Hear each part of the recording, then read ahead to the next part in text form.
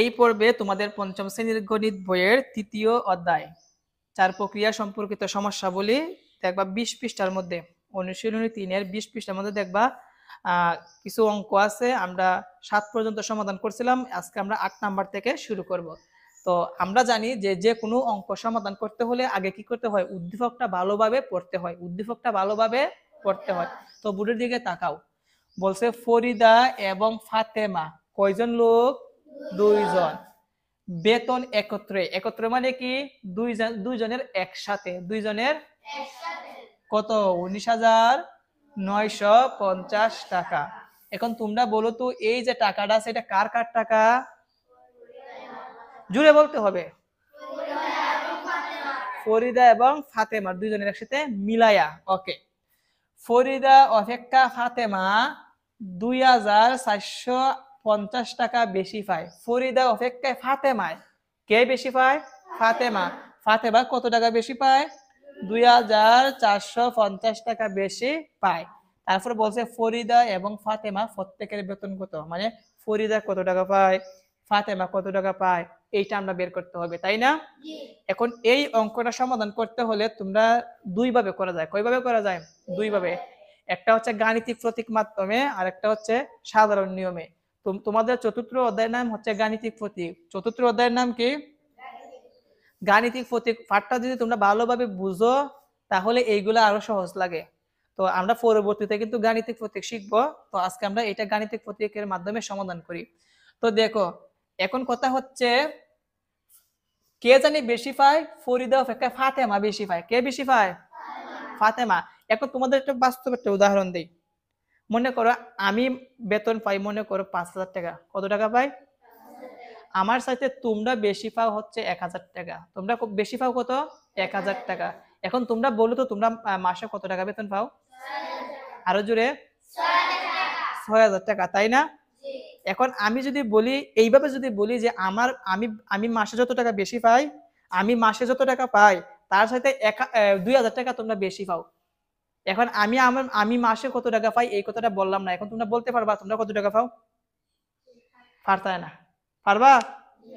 আমি যদি বলি আমি 5,000 টাকা মাসে পাই, তাহলে তোমরা কি বলবা? যে তোমরা 7,000 টাকা পাও। তোমরা কি বলবা? আচ্ছা, আরেকটা উদাহরণ দিই। মনে করো তোমরা, শোনো, তোমরা মাসে যত টাকা পাও তার চাইতে 5,000 টাকা আমি বেশি পাই। 5,000 টাকা কি আমি বেশি পাই। এখন তোমরা যদি বলো তো আমি মাসে কত টাকা পাই, তোমরা কি বলতে পারবা? পারবা না। যদি বলি তোমরা মাসে 10,000 টাকা পাও, তখন গিয়ে তুমি বলতে পারবা যে আমি কত টাকা বেতন পাই। কত টাকা পাবো বলো তো? 10,000।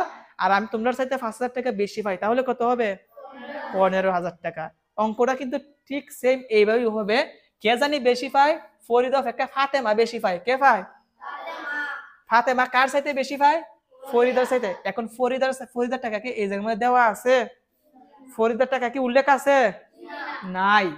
যেহেতু ফরিদের টাকা উল্লেখ নাই, সেজন্য ফরিদের টাকাকে আমরা মনে মনে ক টাকা ধরবো। মনে করব যে ফরিদার বেতন পাই ক টাকা। কি লিখবো? লিখবো মনে করি ফরিদার বেতন। কি লিখবো? মনে করি ফরিদার বেতন। ফরিদার বেতন নাই মানে আমরা কত টাকা ধরবো? ক টাকা। কি ধরছি? ক টাকা। তো এখন যেহেতু আমরা ফরিদার বেতন ক টাকা ধরছি, ফাতেমার বেতন কি হবে? ফরিদার চাইতে 2,450 টাকা বেশি। 2,450 টাকা। এখন এই ফরিদার ক টাকা থেকে এই টাকাটা যদি আমরা যোগ করি তাহলে আমরা কার পাবো? ফাতেমার বেতন পাবো। কার পাবো? সেই জন্য লিখবো ফাতেমার বেতন। সবাই বুড়ি দিকে তাকাও। ফাতেমার বেতন। দেখো ফাতেমার বেতন কি আসবে। ফরিদার জানি কত টাকা? ক। বেশি মনে তার মানে যোগ করতে হবে। কি করতে হবে? যোগ করতে হবে। যোগ করলে এত টাকা। এখন এইটাকে যোগ করা যায় না।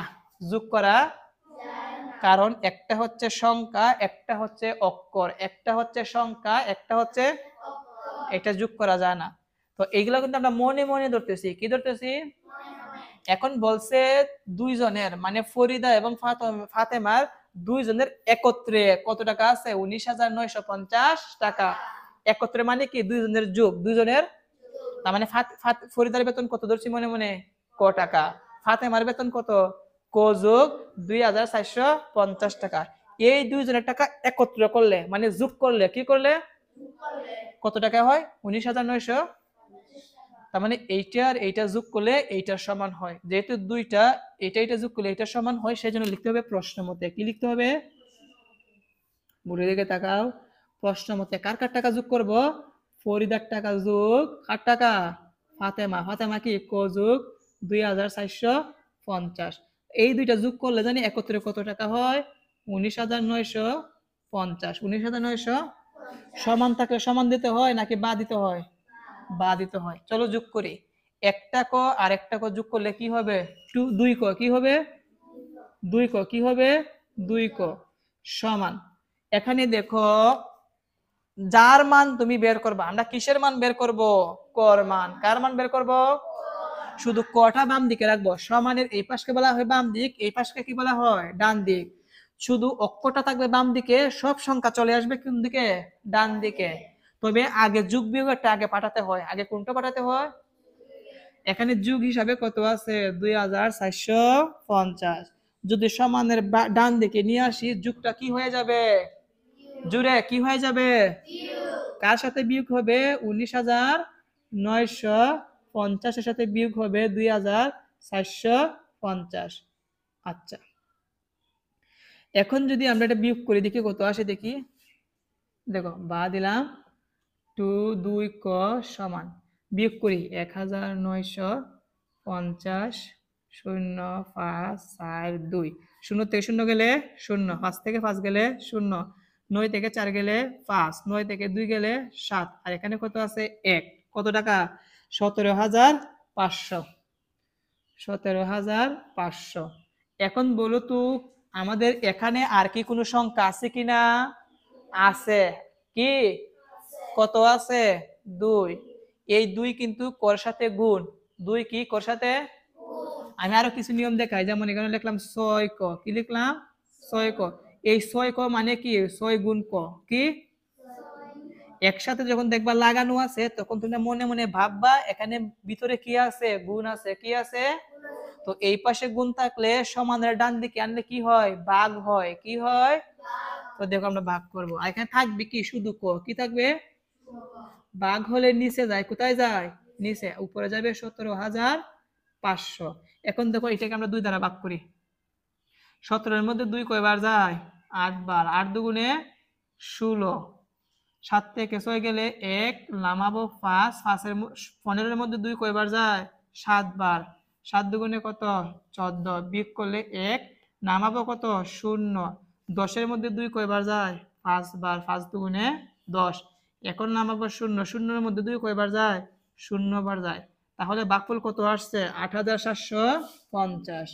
লিখবো বা ক সমান 8,750।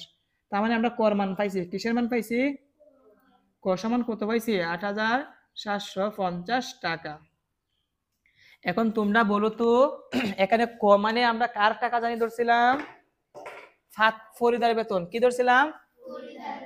তার মানে ফরিদার বেতন যদি ক হয়, আর ক সমান কত? 8,750।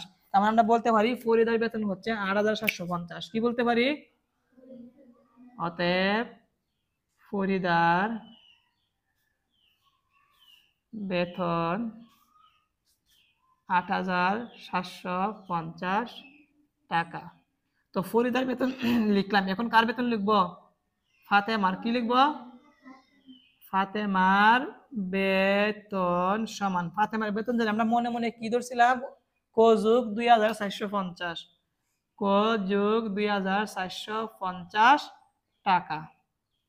সবাই লক্ষ্য রাখো, এই যে ক আছে, কর জায়গায় কর মান বসাবো। কর জায়গায় কর মান কত? 8,750 যোগ হচ্ছে 2,450 টাকা।